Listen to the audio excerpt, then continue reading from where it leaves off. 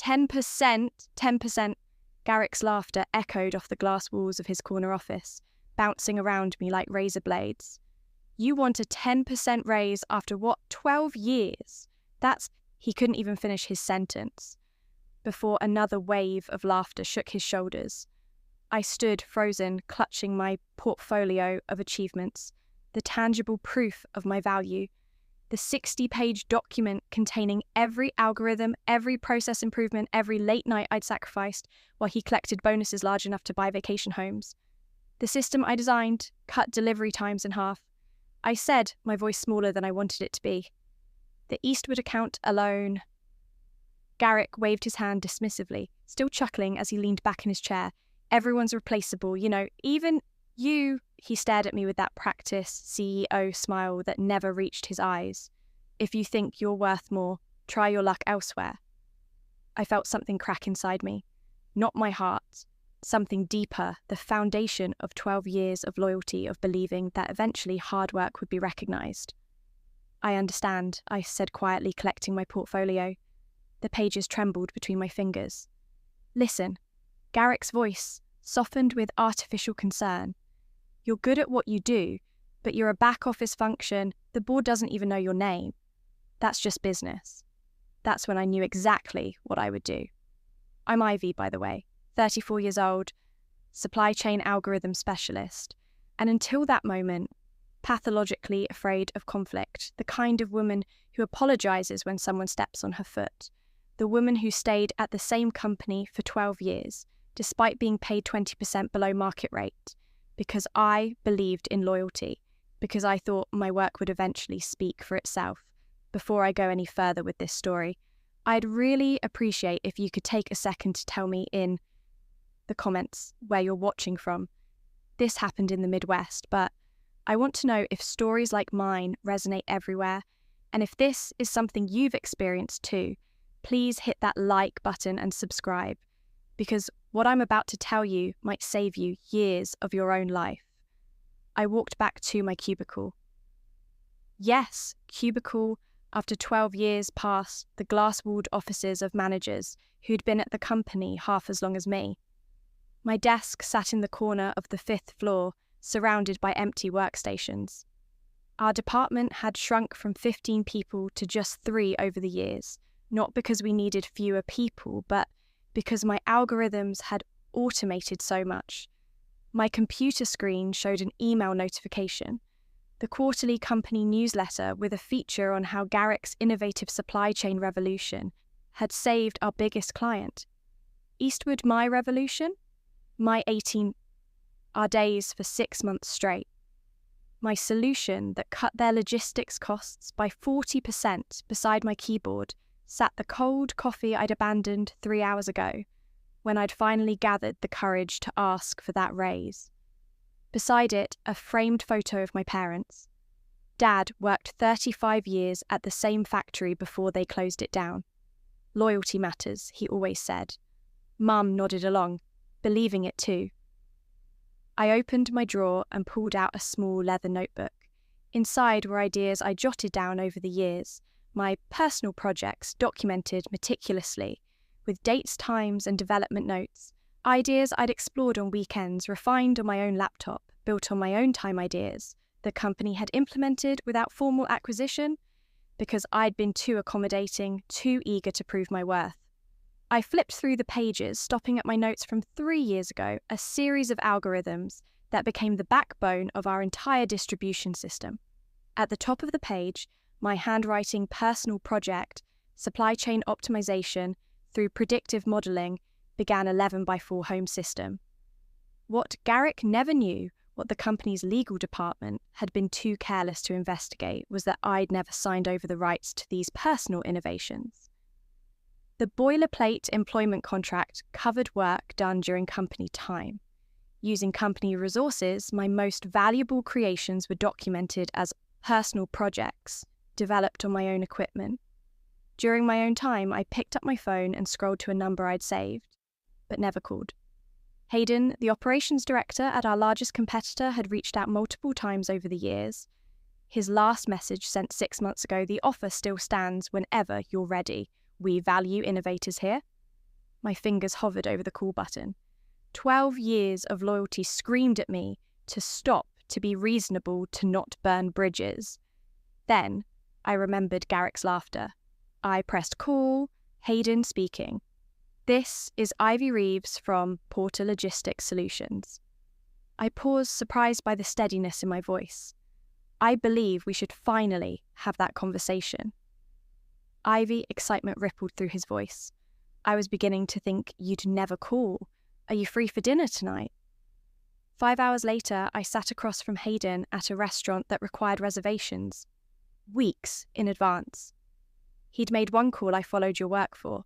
Years, Hayden said, studying me over his water glass, or rather, I followed the sudden leaps in Porter's capabilities that mysteriously coincided with gaps in your LinkedIn activity.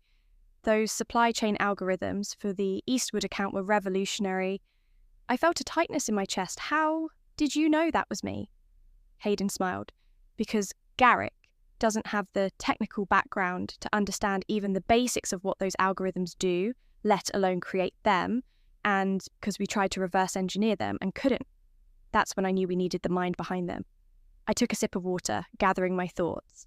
What exactly are you offering? Leadership position, triple your current salary, stock options, a team of your own? He leaned forward, but more importantly, recognition, your name on your work. And if I brought my personal innovations with me, theoretical systems I developed on my own time using my own resources. Something flickered in Hayden's eyes. Understanding, he nodded slowly. We have a proper IP acquisition process with fair compensation. Unlike some companies, we don't expect to own our employees. Personal creative output. I pulled out my leather notebook and placed it on the table. I have documentation proving these systems were personal projects. Porter implemented them, but they never formally acquired them. Hayden's eyes widened slightly as he grasped the implications. That's quite an oversight on their legal team's part.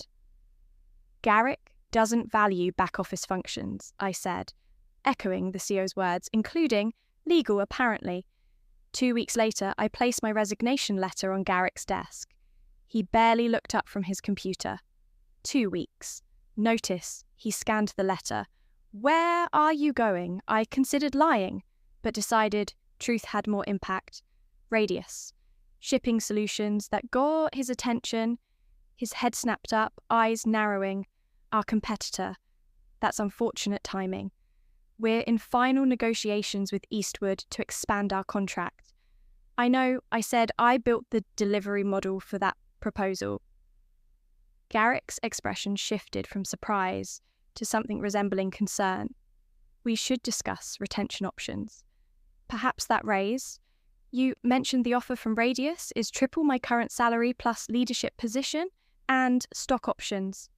He laughed, but it sounded hollow now. They're overpaying. You'll be disappointed when they realise you can't possibly deliver what they're expecting. I smiled, feeling a strange new confidence. We'll see. My last 2 weeks were oddly peaceful. I completed my transition documents, trained my replacement, a recent graduate who seemed both terrified and impressed by the systems he was inheriting, and backed up my personal project documentation. I also made copies of all emails where I'd shared my personal innovations with the company. Without formal transfer of ownership on my final day, I met with our legal counsel Vance, who handled my exit interview.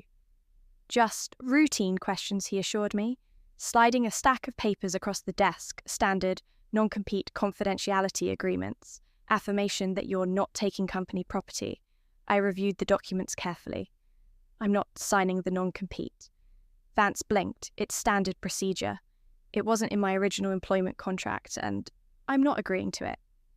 Now, I met his gaze steadily, and regarding company property, I'm not taking anything that belongs to Porter. I am, however, taking my personal intellectual property that was never formally acquired by the company. What? Personal property? Vance's forehead creased. I opened my notebook, showing him my dated entries. These algorithms and systems were developed on my personal time using my personal resources. Porter implemented them, but never completed any IP acquisition process. I have the documentation to prove it. Vance's expression changed as he flipped through my notebook. Recognition dawning. These are the core systems we use for for everything I finished for him. Yes, he stared at me, then at the notebook. I need to make some calls. Of course, I said, closing the notebook and standing up. But my employment ends today, and my personal property leaves with me. I walked out of Porter's Glass headquarters for the last time at 5:17 p.m. on a Friday. By Monday morning, I was sitting in my new corner office at Radius, explaining to my team of 5 algorithm specialists, my team, how we were going to revolutionize the industry. 6 weeks later, the first implementation of my systems went live at Radius. Delivery times dropped by 30%, operating costs fell by 25%. Our sales team approached Eastwood with data showing we could outperform Porter's best metrics by a significant margin. The morning Eastwood announced they were switching their contract to Radius, my phone rang. Garrick's name flashed on the screen. I let it go to voicemail. He called 3 more times before leaving a message. Ivy, this is Garrick. We need to talk immediately about consulting opportunities. Porter is prepared to offer a substantial compensation package. Please call me back as soon as possible. I saved the message, but didn't return the call 2 days later. Garrick was waiting beside my car in the Radius parking garage. This is inappropriate, I said, keeping my distance. You've put 300 jobs at risk, he said, his voice low and urgent. Porter is facing a crisis because of what you took. I didn't take anything that belonged to Porter. I replied calmly. I took my personal intellectual property that Porter used without proper acquisition. Nobody will believe that it looks like corporate espionage. I have dated documentation of every personal project, every implementation, and every conversation where ownership was never transferred. Your legal team never did their job, and you never valued mine enough to care. Garrick stepped closer, desperation evident in his eyes. Name your price. Whatever Radius is paying, we'll double it. I thought about those 12 years, about sitting in my cubicle while he took credit for my work, about the laughter when I asked for a modest raise, after saving the company millions. You once told me everyone's replaceable, I said quietly, even me. I'm just following your business advice. The following quarter, Porter's stock fell 62%. They laid off 200 employees.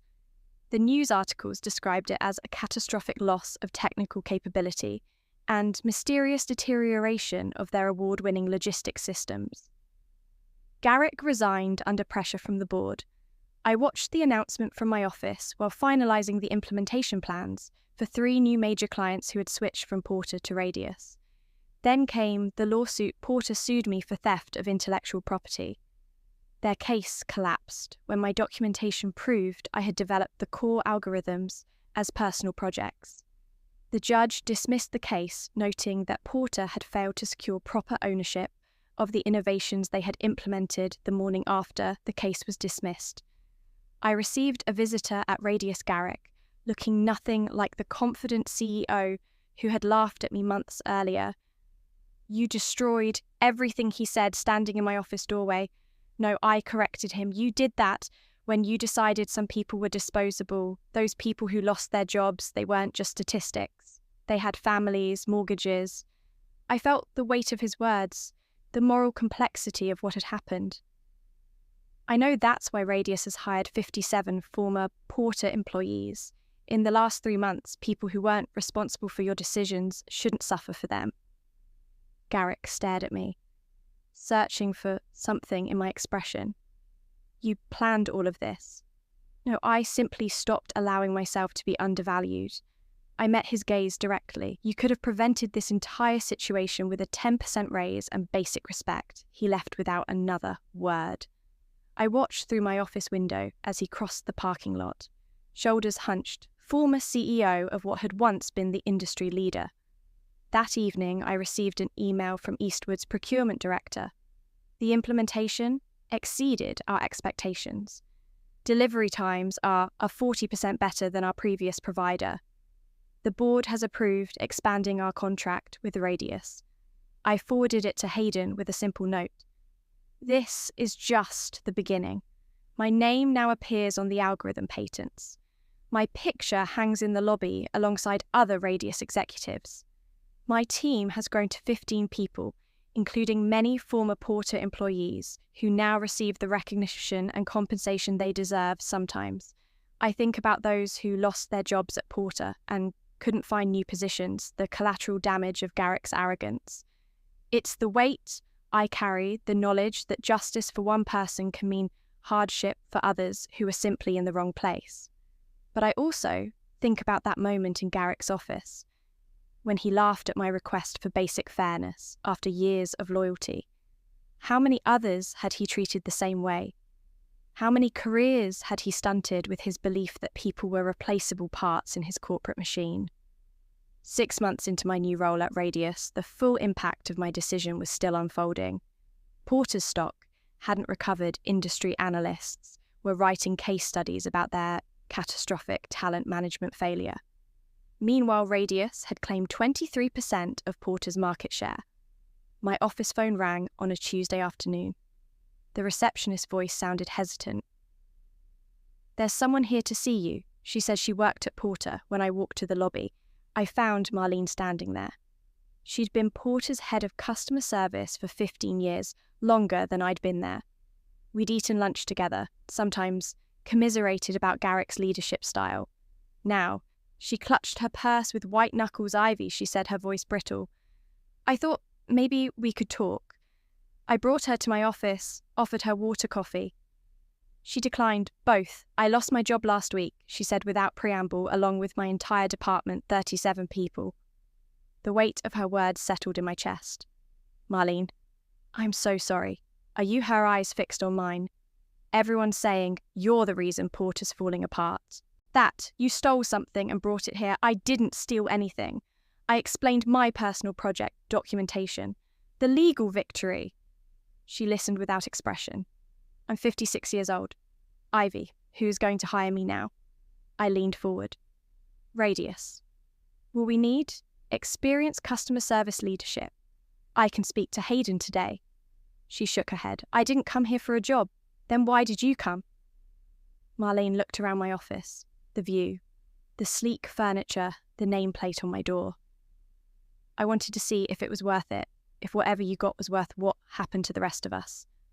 The question lodged in my throat like a stone. Was it worth it? The recognition, the compensation, the validation measured against the collateral damage to people who'd done nothing wrong, except work for the wrong company. It wasn't supposed to happen like this. I said finally, "I just wanted what I'd earned. We all want." That Marlene stood up. "Some of us just can't take an entire company down when we don't get it." After she left, I sat motionless, staring at the wall. My phone buzzed with a text from Hayden. Quarterly numbers exceeded projections by 18%. Celebration dinner tonight. I didn't answer. Instead, I opened my laptop and created a new spreadsheet. In the first column, I listed every Porter employee I knew had lost their job next to each name. I researched their LinkedIn profiles, noting their experience and skills. By midnight, I had a database of 212 people. The next morning, I walked into Hayden's office without knocking. "We need to talk about Porter's former employees." Hayden looked up from his monitor. "What about them?" I placed my spreadsheet on his desk. "These are people who lost their jobs because of Porter's collapse. Radius has benefited enormously from what happened. We have a responsibility." He studied the list. "We've already hired quite a few. Not enough." I sat down across from him. "I want to propose a formal recruitment initiative targeting Porter's displaced workers, and for those we can't hire directly, I want to fund placement services and training programs." Hayden leaned back in his chair, studying me. "That's an expensive proposition for people who don't work for us. It's an investment in our reputation and our future." I countered, "And it's the right thing to do." After a long moment, he nodded. "Drafts of the proposal, I'll take it to the board." 3 weeks later, Operation Rebound launched Radius, committed to interviewing every qualified former Porter employee. We partnered with 3 training companies to offer skills updates for those needing transition assistance. For employees nearing retirement, we created part-time consulting opportunities. The industry took notice. Business journals wrote about Radius's innovative approach to competitor displacement applications. to our open positions increased by 300%. Clients mentioned our corporate responsibility during sales meetings. Marlene called me the day after the program was announced. Was this your doing? Yes. I admitted. Would you reconsider coming to Radius? A pause, maybe as a consultant, not an employee. I'm too old to start over completely. We need your expertise. Name your terms 2 days later. She was setting up in an office down the hall from mine.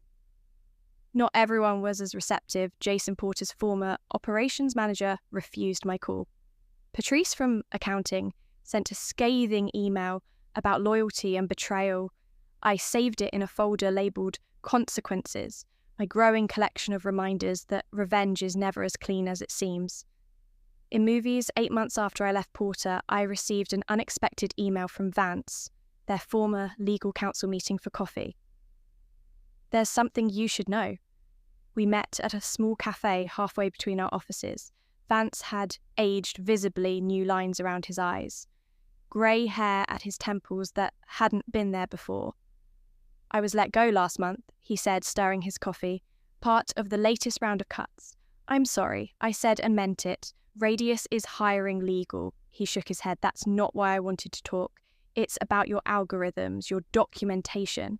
I tensed. The court already ruled on that, I know, and they ruled correctly. Vance leaned closer. But there's something you don't know. After you first mentioned your personal projects in the exit interview, I went to Garrick, immediately told him we needed to investigate your claims before taking any action, and he showed me emails from 3 years ago. You had actually sent him detailed explanations of your algorithms, asking if the company wanted to formally acquire them.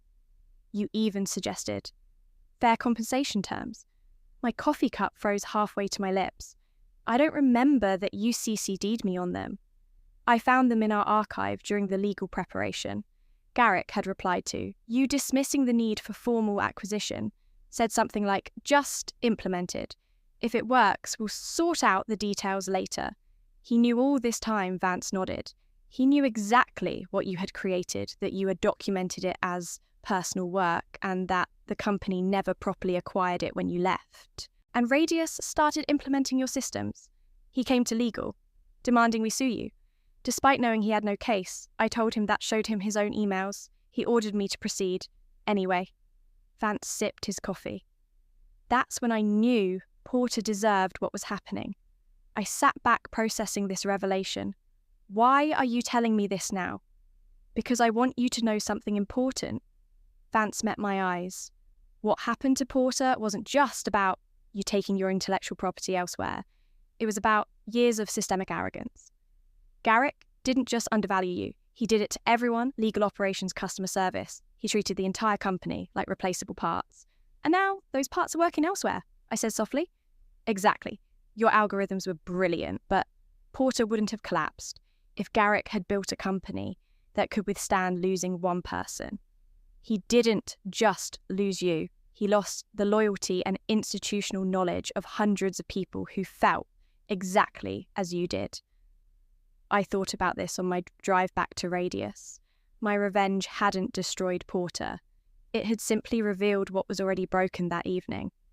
I received another call from Garrick. I almost sent it to voicemail from habit, then decided to answer. Ivy, so his voice sounded rough. Tired, I'm calling to apologise of all the things I'd expected. This wasn't one of them. I'm listening. I knew about your personal projects. I knew you documented them properly. I thought. He paused. I thought you were too loyal to ever leave. So it didn't matter. You misjudged me. I misjudged everything. The admission seemed to cost him. The board removed me completely yesterday. Porter's filing for Chapter 11 next week, bankruptcy. I hadn't expected things to go that far. I'm sorry about the employees. That's why I'm calling. There's a final board meeting tomorrow.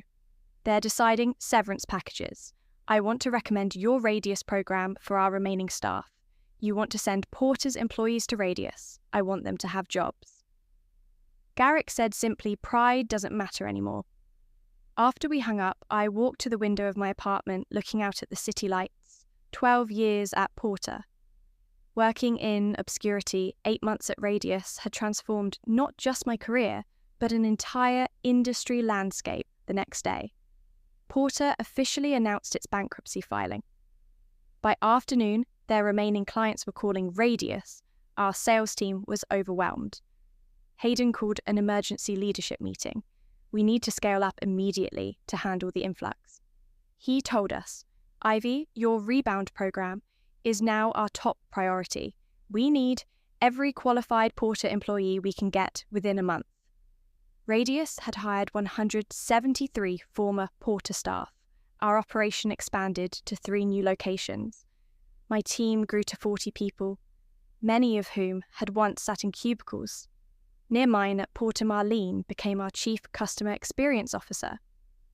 Jason eventually joined as operations consultant. Even Vance came aboard to help with our expanding legal needs. 1 year after I'd walked out of Garrick's office with my portfolio of achievements, I stood at a podium accepting the Industry Innovation Award cameras flashed as I looked out at the audience. Many familiar faces from Porter now wearing Radius badges. Innovation isn't just about algorithms or systems, I said into the microphone. It's about recognizing the value in people, treating them as irreplaceable rather than disposable. The companies that understand this will always outperform those that don't. After the ceremony, a young woman approached me. She looked fresh out of college, nervous, but determined. Mrs. Reeves, I'm Tessa. I just started in algorithm development at Radius. Welcome to the team. Tessa. She clutched her portfolio. So similar to the one I'd held in Garrick's office that day. I wanted to ask, how did you know when to stand up for yourself? I'm just starting my career, and I don't want to make the same mistakes. I considered her question carefully. I waited 12 years. Too long.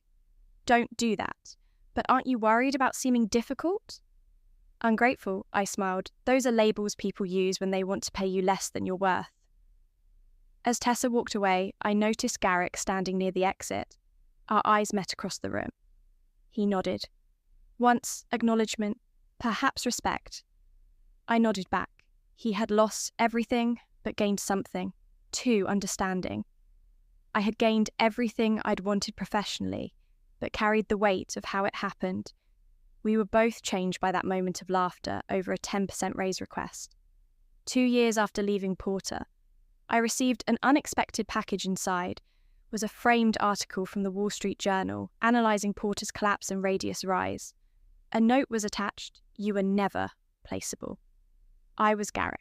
I hung it in my office as a reminder that value isn't determined by others. It's something you must recognise in yourself. First, last month I launched a mentorship program for women in tech. Our first workshop focused on salary negotiation and intellectual property protection. 300 women attended. Marlene helped me organise it.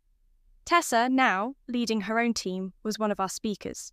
At the end of the workshop, a participant asked me, "Don't you feel bad about what happened to Porter?" I considered the question carefully before answering. I feel responsible for my actions, but not guilty for claiming what was rightfully mine. The difference matters as I look back now. I understand that true revenge wasn't watching Porter collapse or seeing Garrick lose his position.